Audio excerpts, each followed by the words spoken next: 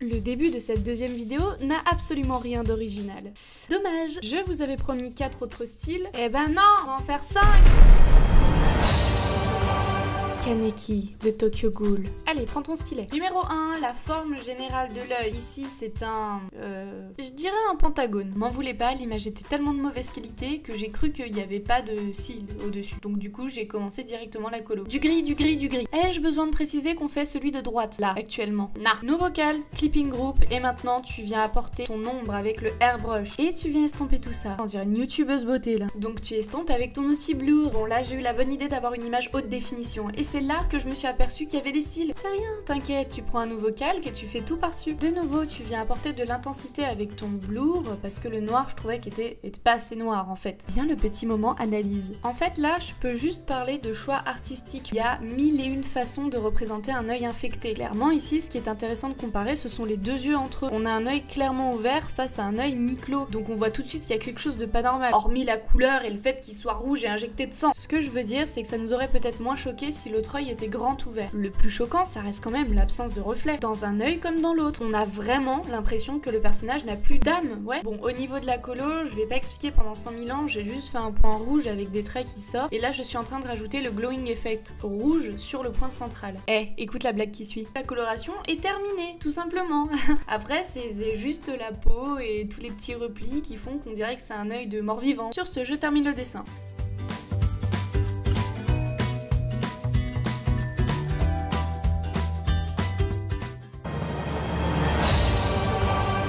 Eh mais vous êtes des grands malades à me demander de faire des trucs comme ça. Bon, juste pour le fun, je relève le défi. Bon, là on est sur une soucoupe volante. Pour moi ça va être l'enfer de vous expliquer comment j'ai fait. Mais ça tout le monde s'en fiche. L'étape numéro 1 est désormais réalisée. La forme générale de l'œil. Vient la deuxième, faire la pupille. Oh, j'ai failli oublier la paupière supérieure. Ensuite, on rajoute naturellement les cils. Et contrairement à ce qu'on pourrait penser ici, ce ne sont pas les cils qui font que le... Putain, je galère. Ce ne sont pas les cils qui font la féminité et l'attirance du personnage en lui-même. Vous vous souvenez de ce que j'ai dit dans la précédente vidéo? Œil de chat, œil de méchant.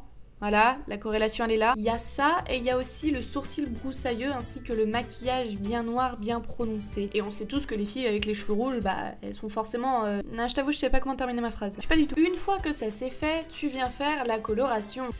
Détends-toi. Il n'y a rien de très compliqué. On commence par appliquer du jaune. Puis on vient légèrement foncer le côté de l'iris avec du marron un peu plus foncé. T'appliques ça avec l'outil airbrush et tu viens avec ton outil Blue flouter un petit peu le tout. Bon, c'est là où commencent les embrouilles. Tu vois tous ces petits traits là marron. Il va falloir les refaire avec ton outil brush. Prends ton temps, fais ça calmement, tu verras, ça marchera. Ensuite, fonce un tout petit peu plus les extrémités de ton iris et rajoute quelques petits traits plus foncés avec ton brush marron. Enfin, viens clairement ajouter du marron, limite du noir, comme sur le dessin. Attention, n'oublie pas que si tu veux réaliser un rendu plus réaliste, il te faudra rajouter plus d'ombre et plus de nuances dans ta couleur. Comme maintenant où je viens de rajouter un calque en mode overlay avec une couleur orangée sur le dessus. Ah, je suis la trame du dessin, hein. Je la suis, je la suis, je la suis. Presque en dernier, j'ai fait la pupille parce qu'elle était bien noire et qu'elle ne nécessitait aucune modification. Ce qui me gêne, c'est qu'elle n'est pas tout à fait au centre de l'iris. Je l'avais pas vu sur le coup, mais maintenant ça me saute aux yeux. Bon, l'erreur est humaine, hein. Puis je viens rajouter d'autres traits bruns orangés pour me rapprocher au mieux du modèle. Je mets un reflet en mode normal et un reflet en mode overlay. Et là, on pourrait penser que c'est terminé, non? Eh ben non, parce que vu que l'œil est en mode réaliste, il faut également colorer l'intérieur de l'œil et le dessus de l'œil et le dessous aussi. Je commence donc gentiment avec du gris que je vais mettre dans le canthus interne, c'est ce petit truc là, et le coin externe de l'œil. Je viens avec mon outil Blur un peu flouter le tout pour que ça fasse un rendu plus réaliste. Enfin, je viens intensifier le tout avec un peu de airbrush et une couleur légèrement plus foncée que le gris. Et c'est là que je me transforme en youtubeuse beauté car je vous dis qu'il faut mettre du fard à paupières sur notre personnage, donc au-dessus sur la paupière supérieure, en dessous sur la paupière inférieure. Cette première couche, je vais venir l'estomper. La deuxième couche, je la fais un peu plus intense vers le bas comme sur la photo et un peu plus intense dans le creux de la paupière supérieure que je viens de nouveau estomper. Bravo Billy, tu sais maquiller une femme. Là je recolorise juste en noir le tout premier layer que j'ai fait. Tu te souviens plus comment on fait? Ok, je te remonte une dernière fois. Tu cliques sur ton calque, tu cliques sur Preserve Opacity, tu cliques sur ta couleur et tu coloris. On remarque que sa papille lacrymale est extrêmement blanche. Ouais, j'ai checké Google. Donc je fais pareil que sur le dessin, je la fais un peu plus blanche. Une dernière fois, j'intensifie le coin interne et le coin externe de l'œil pour avoir le rendu maximum possible réaliste. Et bim, reflet final. Techniquement, notre œil est terminé, hein. Défi relevé.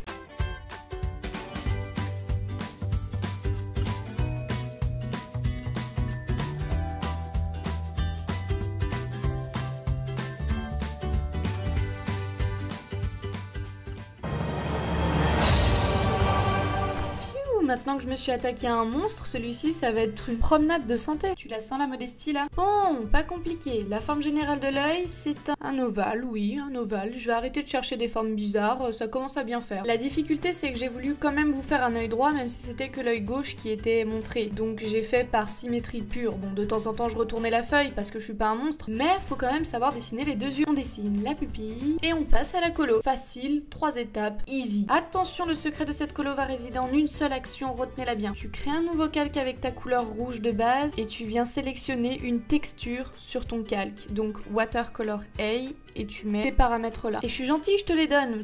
Moi j'ai tâtonné hein, pour les trouver. Tu viens rajouter ta minuscule pupille et avec ton airbrush tu viens faire ces espèces d'ombre sur l'œil. Enfin tu viens rajouter une dernière couche de rouge avec un calque en mode overlay et tu nous repasses ce linéart en noir bien dark. En n'oublions pas évidemment le seul et unique reflet.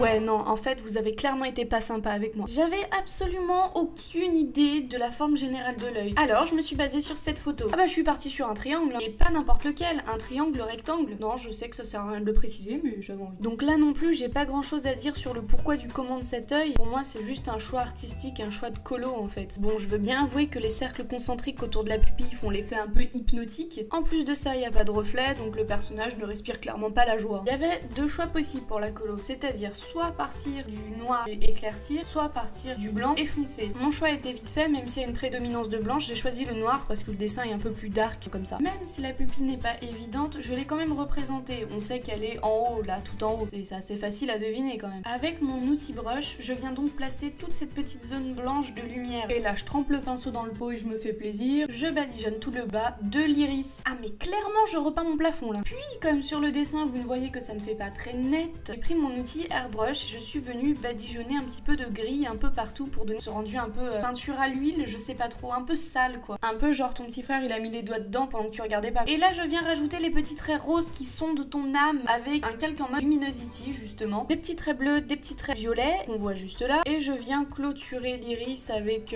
une truelle, hein. Oui, à coups de gros aplats blancs. Et le calque en mode overlay. Je m'occupe juste de coloriser le linéaire exactement comme sur la photo, même si j'ai 1/10 de la surface que je dois voir. Puis je termine en colorisant l'intérieur de mon œil, en épaississant un peu les cils et en faisant du mieux que je peux la peau.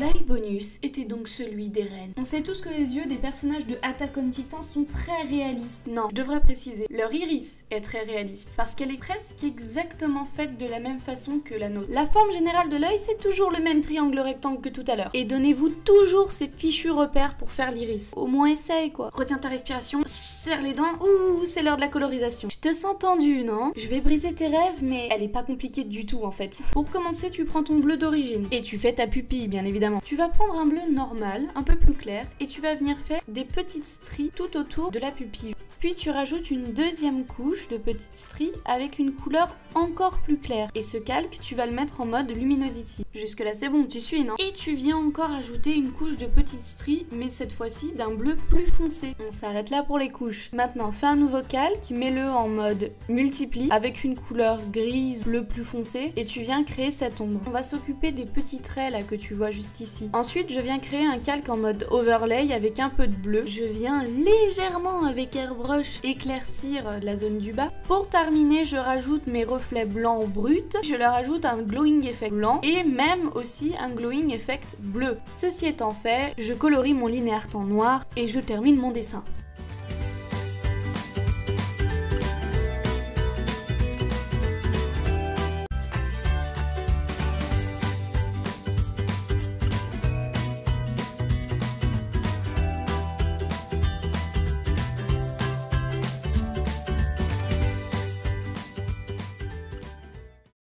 Ah, mais t'es encore là? Ah non, mais il faut pas rester là. Elle est finie là la vidéo. Bah vas-y, va-t'en. Allez, Sandek, si t'as aimé cette vidéo, n'hésite pas à laisser un commentaire et à regarder les autres. Je t'invite aussi à mettre un petit pouce bleu, comme tu veux en fait, et à rejoindre le Discord. Allez, ciao!